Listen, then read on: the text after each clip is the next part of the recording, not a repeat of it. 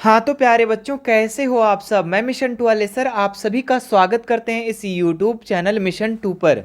तो आज हम कक्षा 10 का क्लास 10 का हिंदी का model paper weekly test model paper set को करने जा रहे हैं, जो आपके वीकली टेस्ट के लिए वेरी वेरी वेरी इंपॉर्टेंट है। तो आइए शुरू करते हैं। और बच्चों, इसमें हम जितने भी क्वेश्चन करवाएंगे वो आपके वीकली टेस्ट के लिए इंपॉर्टेंट तो है ही, और साथ ही साथ आपके फाइनल एग्जाम जो 2025 में आपको होने वाला है उसके लिए भी काफ़ी ज़्यादा महत्वपूर्ण है। तो आइए शुरू करते हैं और इसके सभी सवालों को हम लोग एक एक करके बहुत ही आसानी तरीके से समझते हैं। देखिए, इसको आप इस वीडियो को शुरू से लेकर अंत तक ज़रूर देखना और अपने सभी साथियों को, आपके जो भी मित्र होंगे, सहपाठी होंगे, जो भी क्लास 10th में होंगे, चाहे वीकली टेस्ट की तैयारी कर रहे होंगे या फाइनल एग्जाम की तैयारी कर रहे होंगे, सभी को इस वीडियो को शेयर ज़रूर कर दीजिएगा। तो चलिए शुरू करते हैं। आइए सबसे पहला प्रश्न को देखते हैं। देखिए, ये जो पहला प्रश्न है बच्चों, काफ़ी ज़्यादा महत्वपूर्ण है। आपको पता है कि वीकली टेस्ट में जो भी क्वेश्चन आते हैं तो उस चैप्टर के लेखक, लेखिका और उसकी कहानी क्या है वो चीज़ आपको पता होना चाहिए। तो देखिए, इसका जो सबसे पहला क्वेश्चन क्या दिया गया है, एक कहानी या भी पाठ के लेखक कौन है। तो एक कहानी या भी जो आपके हिंदी का चैप्टर है बच्चों, ठीक है, 14 चैप्टर, एक कहानी या भी, इसका लेखक कौन है ये पूछ रहा है। स्वयं प्रकाश, मन्नू भंडारी, यशपाल, यतेंद्र मिश्र। तो एक कहानी या भी जो है इसके लेखक जो है ये मन्नू भंडारी है। कौन है? मन्नू भंडारी। तो ऑप्शन नंबर 2 इसका राइट हो जाएगा, याद रखिएगा। आगे देखते हैं नेक्स्ट सवाल। एक कहानी या भी पाठ में किसकी कहानी वर्णित है? मन्नू भंडारी की, मृदुला गर्ग की, स्वयं प्रकाश की, यतेंद्र मिश्र की। तो ये जो चैप्टर है बच्चों, ये तो लेखक कौन है? लेखक कौन है भाई? तो ये मन्नू भंडारी। अब मन्नू भंडारी, तो इसमें इसी की कहानी का वर्णन किया गया है। ऑप्शन नंबर 1 इसका राइट हो जाएगा। आगे देखते हैं नेक्स्ट सवाल। एक कहानी या भी पाठ में किस शहर का वर्णन हुआ है? बीकानेर का, जयपुर का, अजमेर का, जैसलमेर का। तो ये जो चैप्टर है इसमें किस शहर के बारे में बताया गया है? तो इसमें जो वर्णन हुआ है ये अजमेर शहर का, जो राजस्थान में है बच्चों, ठीक है, ये अजमेर शहर का वर्णन किया गया है। आगे देखते हैं नेक्स्ट सवाल। लेखिका की माँ हमेशा भयभीत क्यों रहती थी? समाज के लोगों के डर के कारण, पिताजी के आर्थिक नुकसान के कारण, पिताजी के क्रोध के कारण, अपने भविष्य के चिंता के कारण। तो इसका जो राइट उत्तर हो जाएगा पिताजी के क्रोध के कारण, है ना। पिताजी का गुस्सा के कारण लेखिका क्या होती थी, अपने माँ, लेखिका की जो माँ थी वो हमेशा भयभीत रहती थी, डरी हुई रहती थी। आगे देखते हैं नेक्स्ट सवाल। देश की आज़ादी के आंदोलन में लेखिका ने क्या क्या कार्य किए थे? तो जुलूस में भाग लिया, भाषण दिया, विद्यालय में छात्राओं से हड़ताल कर, इनमें से सभी। बिल्कुल इनमें से सभी इसका राइट उत्तर हो जाएगा, है ना। देश की आज़ादी के लिए लेखिका जो है ना मन्नू भंडारी, वो जुलूस में भी भाग लेते हैं ना, और भाषण भी दिया, और साथ ही साथ विद्यालय के छात्राओं से हड़ताल भी करवाया। आगे देखिए, लेखिका के जीवन में शीला अग्रवाल का क्या योगदान रहा है? लेखन के प्रति लेखिका के प्रति रुचि पैदा हुई, या फिर अच्छे साहित्य की परख उनके माध्यम से हुई, देश की आज़ादी के आंदोलन में सक्रिय भाग लिया, इनमें से सभी। तो इसका जो राइट उत्तर हो जाएगा इनमें से सभी, है ना। लेखिका के जीवन में जो शीला अग्रवाल थी, हिंदी मैम, जो मन्नू भंडारी का प्राध्यापका थी, है ना, हिंदी की, तो उसका क्या योगदान रहा था? तो ये क्या हुआ ना कि लेखन के प्रति लेखिका का रुचि पैदा हुआ, ठीक है, एक मोटिवेशन मिला, और अच्छे साहित्य का परख उनके माध्यम से हुई, और देश की आज़ादी में आंदोलन में भाग लिया। तो यानी इनमें से सभी इसका राइट उत्तर हो जाएगा। आगे देखते हैं। लेखिका मन्नू भंडारी को लेखन की प्रेरणा किससे मिली? अपने पिता से, हिंदी प्राध्यापिका से, या फिर दोनों, या इनमें से कोई नहीं। तो इसका जो राइट उत्तर हो जाएगा आप लोगों का क्या हो जाएगा? दोनों से, है ना। यानी कि अपने पिता से भी वो प्रेरणा मिला, उसको मोटिवेशन मिला, किनको? मन्नू भंडारी को, है ना, और हिंदी की प्राध्यापिका के साथ भी, है ना, प्राध्यापिका। आगे देखते हैं नेक्स्ट सवाल हम लोग। लेखिका के पिता द्वारा लिखे गए शब्दकोश से उससे किसकी प्राप्ति हुई? यश या और प्रतिष्ठा की, धन एवं संपदा की, सरकार द्वारा सम्मान की, मंगला परितोष पुरस्कार की। तो इसका जो राइट उत्तर हो जाएगा क्या हो जाएगा? यश और प्रतिष्ठा की। लेखिका के जो पिता के द्वारा लिखे गए जो शब्दकोश थे वो किसकी प्राप्ति हुई? उन्हें किसकी प्राप्ति हुई? तो यश और प्रतिष्ठा की, है ना। आगे देखते हैं। लेखिका ने अपनी माँ को कैसा बताया है? साधारण, नासमझ, व्यक्तित्व विहीन, प्राश्रित, है ना। तो इसका जो राइट उत्तर हो जाएगा क्या हो जाएगा? व्यक्तित्व विहीन, है ना। लेखिका ने अपनी माँ को कैसा बताया? तो व्यक्तित्व विहीन। आगे देखते हैं नेक्स्ट सवाल हम लोग। लेखिका के अनुसार उसके पिता की सबसे बड़ी दुर्बलता क्या थी? यश की चाह, समाज में प्रतिष्ठा बढ़ाने वाले काम, विशिष्ट बनकर जीने की इच्छा, इनमें से सभी। तो इसका जो राइट उत्तर हो जाएगा इनमें से सभी, है ना। लेखिका के अनुसार उसके पिता की सबसे बड़ी जो दुर्बलता थी, है ना, वो यश की चाह था, समाज में प्रतिष्ठा बढ़ाने वाले काम और विशिष्ट बनकर जीने की इच्छा। ये क्या था, एक दुर्बलता था पिता के, है ना। आगे देखते हैं, यहाँ से हम 2 सब्जेक्टिव 3 सब्जेक्टिव आप लोग को बता देते हैं, जो कि आपके लिए, आपके एग्जाम के लिए भी इंपॉर्टेंट है, आपके फाइनल एग्जाम के लिए भी या फिर वीकली टेस्ट के लिए भी। क्या है, इस आत्मकथा में लेखिका के पिता ने रसोई को भटियार खाना कहकर क्यों संबोधित किया। तो ये जो कहानी है बच्चा, है ना, इसमें लेखिका के जो पिता है ना, वो रसोई घर, मतलब कि क्या बोले, रसोई को, किचन घर को भटियार खाना कह रहे थे। क्यों कह रहे थे, तो देखो, लेखिका के पिता का आग्रह रहता था कि वह रसोई से दूर रहे।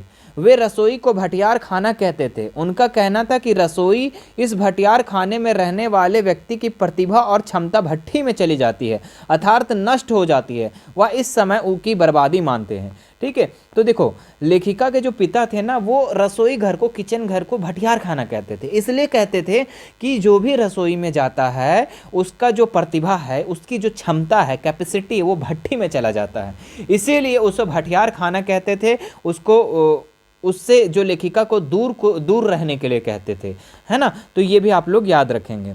आगे देखते हैं नेक्स्ट सवाल कि काशी में हो रहे कौन से परिवर्तन बिस्मिल्लाह खान को व्यतीत करते थे, है ना। तो काशी में के समय में के साथ अनेक परिवर्तन आ गए थे, है ना। तो काशी जो है, वाराणसी में, वो उस समय जो था कि समय के साथ साथ वहाँ पे परिवर्तन होते रहा, और कुछ परिवर्तन बिस्मिल्लाह खान को क्या किया, व्यथित कर दिया, मतलब परेशान कर दिया, है ना। इसमें कुछ परिवर्तन निम्नांकित है, जैसे पक्का महल काशी विश्वविद्यालय में लगा, है ना, से मलाई बर्फ़ बेचने वाला का वहाँ से चले जाना। तो वहाँ पे एक मलाई बर्फ़ बेचने वाला था, वो भी वहाँ से क्या हुआ था, चल गया था।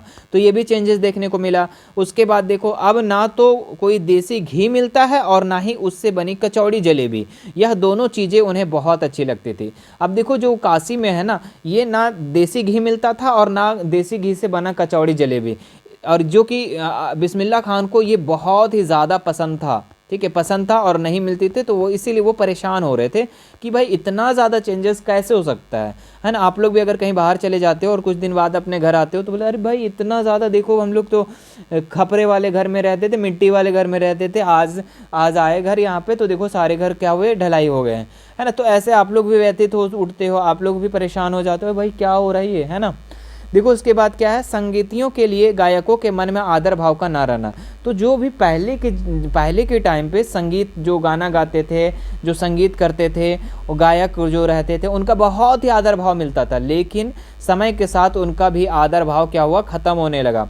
रियाज को भी नहीं पूछने लगे, कजली चैती अदब का ज़माना भी चला गया। ठीक है, तो ये सारी चीज़ें चेंजेस मिला किनको, बिस्मिल्लाह खान को, इसीलिए वो व्यथित तो उठे।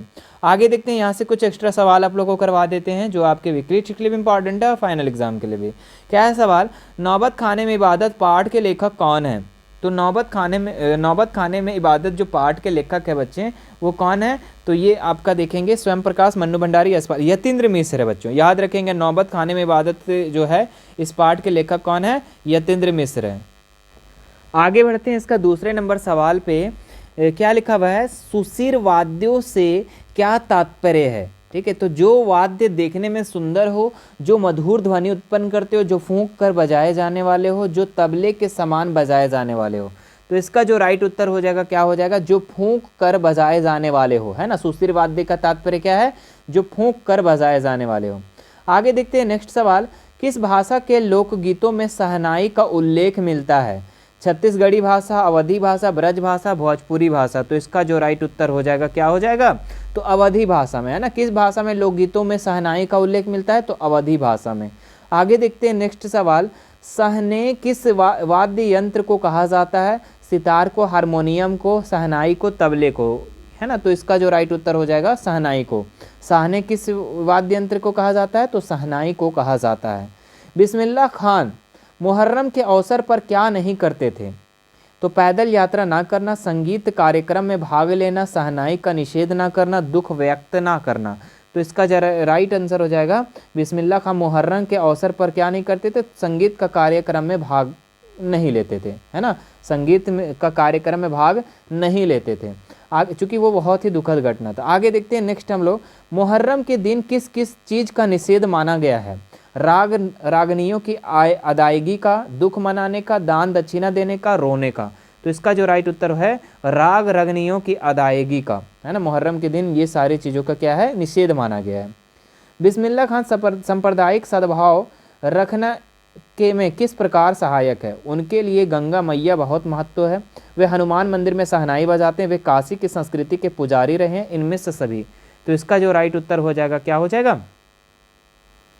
तो इनमें से सभी उत्तर इसका हो जाएगा, ठीक है। वे गंगा मैया को बहुत ही महत्व मानते थे और हनुमान मंदिर में शहनाई बजाते थे और काशी में संस्कृति के पुजारी भी रहे हैं वो। आगे देखते हैं नेक्स्ट, बिस्मिल्लाह खां की शहनाई में क्या समाया हुआ था? संगीत के सातों सुर, उनके उस्ताद की नसीहतें, स्वयं परवरदिगार, इनमें से सभी। तो इसका जो राइट उत्तर हो जाएगा क्या हो जाएगा? इनमें से सभी। बिस्मिल्लाह खां की शहनाई में क्या समाया हुआ था? तो संगीत के सातों सुर, उनके उस्ताद की नसीहतें और स्वयं परवरदिगार, ये सारी चीज़ें क्या थी, उनमें समाहित थी। आगे देखते हैं हम लोग, काशी विश्वनाथ के प्रति बिस्मिल्लाह खां अपनी श्रद्धा किस प्रकार दर्शाते हैं? वे काशी की ओर मुँह करके बैठते हैं, वे शहनाई को प्याला और काशी को घुमा देते, या दोनों, इनमें से कोई नहीं। तो इसका जो राइट आंसर हो जाएगा क्या हो जाएगा? दोनों। वे इस काशी की ओर मुँह करके बैठते हैं, है ना, और क्या है, वे शहनाई का प्याला काशी की ओर घुमा लेते हैं। आगे देखते हैं नेक्स्ट सवाल हम लोग, कॉलेज के प्रिंसिपल ने लेखिका के पिता को किस कारण पत्र लिखा? है ना, तो लेखिका की गतिविधियों की शिकायत करने के लिए, लेखिका की प्रशंसा करने के लिए, लेखिका द्वारा पढ़ाई लिखाई ना करने के लिए, या उपस्थित ना होने के लिए विद्यालय में। तो इसका जो राइट उत्तर हो जाएगा क्या हो जाएगा? तो कॉलेज में जो है प्रिंसिपल जो लेखिका के पिता को एक पत्र लिखा था, ये इसलिए कि उनकी जो लेखिका की गतिविधियां हैं उनकी शिकायत करने के लिए, है ना, क्योंकि ये आंदोलन करने लगी थी, है ना। तो ऑप्शन नंबर 1 इसका राइट आंसर हो जाएगा। चलिए आगे बढ़ते हैं लोग नेक्स्ट सवाल पे। क्या दिया है? मन्नू भंडारी की हिंदी प्राध्यापिका का क्या नाम था? तो शीला अग्रवाल था। अभी आप लोगों को स्टार्टिंग में बता दिए थे शीला अग्रवाल, उससे काफ़ी ज़्यादा प्रभावित हुई थी। कौन कौन?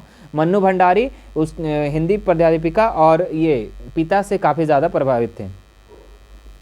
लेखिका के घर का वातावरण कैसा था? तो धार्मिक वातावरण, राजनीतिक वातावरण, शैक्षिक वातावरण, अतिथि सत्कार प्रिय वातावरण। तो इसका जो राइट उत्तर हो जाएगा क्या हो जाएगा? अतिथि सत्कार प्रिय वातावरण था, है ना। आगे देखते हैं नेक्स्ट सवाल हम लोग, सन 1942 के आंदोलन के बाद देश का वातावरण कैसा था? ठीक है, तो ये आज़ादी की प्रतीक्षा वाला, अनिश्चितता, मतभेदों का, स्वतंत्रता संग्राम में भाग लेने वाले, होड़ भरा। तो इसका जो राइट आंसर हो जाएगा स्वतंत्रता संग्राम में भाग लेने वालों होड़ भरा, ये था इसका आंसर। आगे देखते हैं हम लोग, लेखिका के पिता को लड़कियों का कैसा रंग पसंद था?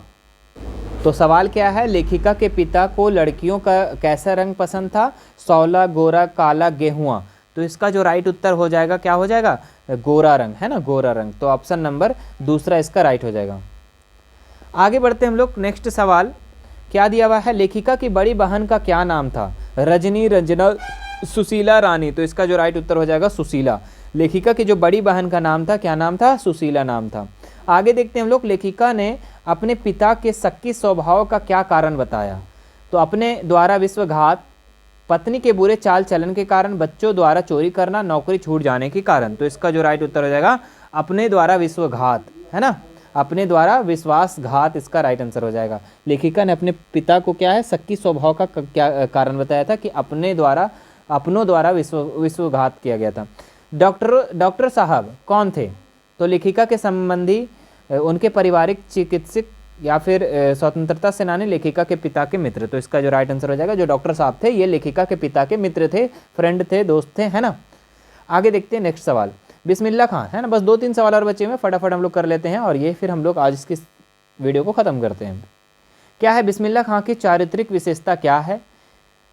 तो वे एक सच्चे कला प्रेमी थे, वे अपने धर्म एवं परंपरा के प्रति निष्ठावान थे, वे भावुक स्वभाव के व्यक्ति थे, इनमें से सभी। तो इसका जो राइट आंसर हो जाएगा क्या हो जाएगा? इनमें से सभी, है ना। वे एक सच्चे कला प्रेमी भी थे, है ना। बिस्मिल्लाह खां का मतलब चारित्रिक पूछ रहा है, उसका चरित्र कैसा था? तो वो एक सच्चा कला प्रेमी थे, वे अपने धर्म एवं परंपरा के प्रति निष्ठावान थे, और वे भावुक स्वभाव वाले व्यक्ति थे। आगे देखते हैं हम लोग नेक्स्ट सवाल, बिस्मिल्लाह खां को किन किन पुरस्कारों से सम्मानित किया गया? तो किन किन चीज़ों से सम्मानित किया गया था? तो यहाँ पे संगीत नाटक अकादमी पुरस्कार, हाँ इससे भी किया गया था। पद्म विभूषण पुरस्कार, इससे भी किया गया था। विश्वविद्यालय की मानक उपाधियाँ, यानी कि इनमें से सभी इसका राइट आंसर हो जाएगा, सभी पुरस्कार से सम्मानित किया गया था। आगे देखते हैं हम लोग। बिस्मिल्लाह खां शहनाई और काशी को की इस धरती पर क्या मानते थे? बोझ, जन्नत, नरक, इनमें से कोई नहीं। तो इसका राइट आंसर हो जाएगा बोझ मानते थे। बिस्मिल्लाह खां जो है शहनाई और काशी को इस धरती पर क्या मानते थे? बोझ मानते थे। सॉरी, इसमें जन्नत होगा जी। हाँ, तो ये जन्नत इसका राइट आंसर हो जाएगा, ठीक है। हाँ, जन्नत मानते थे, बोझ हम बोल दिए, ठीक है। चूँकि हमें ये ज़िंदगी बोझ लगती है, इसीलिए हमने बात बात में बोल दिया। चलो आगे बढ़ते हैं हम लोग। काशी किसकी पाठशाला है? संस्कृत की, संगीत की, नृत्य की। तो इसका जो राइट उत्तर हो जाएगा क्या हो जाएगा? काशी किसकी पाठशाला है? तो संस्कृति की, है ना। तो ऑप्शन नंबर 2 इसका राइट हो जाएगा। आगे बढ़ते हैं, नेक्स्ट सवाल हम लोग। शहनाई की ध्वनि को क्या कहा जाता है? शहनाई की ध्वनि को क्या कहा जाता है? तो मंगल ध्वनि कहा जाता है मेरे बच्चे। तो ऑप्शन नंबर इसका मंगल ध्वनि राइट आंसर हो जाएगा, ठीक है। ऊपर नीचे हो गया ऑप्शन। आगे बढ़ते हैं, जो कि लास्ट सवाल है इस सेट का। और इससे पहले मेरे बच्चे, अगर आप हमारा एप्लीकेशन पे अभी तक ज्वाइन नहीं किए तो हमारा एप्लीकेशन डाउनलोड कर लेंगे, है ना। हमारा एप्लीकेशन का नाम है मिशन 2 वाले सर। आप जाकर प्ले स्टोर पे सर्च कीजिएगा, वहाँ पे आप लोग को हमारा ये एप्लीकेशन देखने को मिलेगा। और वहाँ पे काफ़ी ज़्यादा आप लोग का लाइव क्लासेस चल रही हैं, और बच्चे जिसमें भी कन्फ्यूज़न करते हैं वहाँ पे बच्चे जाके लेक्चर को देख लेते हैं और अपना कन्फ्यूज़न को दूर कर लेते हैं। तो आप हमारे एप्लीकेशन को वहाँ से डाउनलोड कर सकते हैं काफ़ी ज़्यादा, और बहुत ज़्यादा PDF वगैरह सारा चीज़ वहाँ पे आपको अवेलेबल करवा दिया जाता है ना। तो ये देखिए, अब लास्ट सवाल, इसका भी हम लोग देख लेते हैं। बिस्मिल्लाह खां का बचपन का क्या नाम था? तो इसका जो बचपन का नाम था अजहरुद्दीन, अमीरुद्दीन, या शमसुद्दीन, या सदीक हुसैन। तो बचपन का नाम जो था बिस्मिल्लाह खान का, वो था अमीरुद्दीन। क्या नाम था? अमीरुद्दीन। तो ऑप्शन नंबर 2 इसका राइट हो जाएगा। तो ये थे मेरे बच्चे काफ़ी ज़्यादा सवाल। इसमें हम लगभग 34 MCQ को करवा दिए हैं, और 2 या 3 आप लोग का सब्जेक्टिव क्वेश्चन करवा दिए। मुझे आशा है कि आपको वीडियो पसंद आया होगा और काफ़ी ज़्यादा क्वेश्चन आपको फ़ायदा हुआ होगा इस क्वेश्चन के आंसर से। चलिए फिर मिलते हैं आप लोगों से नेक्स्ट वीडियो में, है ना। और हमारे चैनल पर आप लोग जुड़ जाएंगे। हमारा व्हाट्सअप चैनल भी का लिंक डिस्क्रिप्शन में दिया हुआ है। और साथ ही साथ मेरे बच्चे, अगर हमारे यूट्यूब को अभी तक सब्सक्राइब नहीं किए तो सब्सक्राइब कर लेंगे, और बेल आइकन बटन को ज़रूर दबा लेंगे, और वीडियो को लाइक कर देंगे, और सबसे ज़्यादा इस वीडियो को शेयर करना है। शेयर आप लोग को ज़्यादा से ज़्यादा करना है। और जो भी 9th के, आप लोग से रिक्वेस्ट है कि जो भी 9th के बच्चे होंगे, अगर 9th का वीडियो हमारे चैनल पर जैसे ही आता है, तो अगर आप लोग के पास नोटिफिकेशन चला जाता है तो वीडियो को थोड़ा सा वॉच करके, और वीडियो को अपने दोस्तों के साथ, अपने 9th वाले बच्चे दोस्तों के साथ, अपने जूनियर के साथ, अपने छोटे भाई बहन को आप लोग शेयर ज़रूर कर देना। इतना आप लोग से एक रिक्वेस्ट रहेगा, ये ज़रूर करना। चलिए फिर बाकी मिलते हैं नेक्स्ट वीडियो में, है ना। और आप लोग अगर लाइव क्लास चाहते हैं मेरे बच्चे, तो आप लाइव के लिए आप एक बार नीचे कमेंट कर देंगे। मिलते हैं नेक्स्ट वीडियो में। Thanks so much.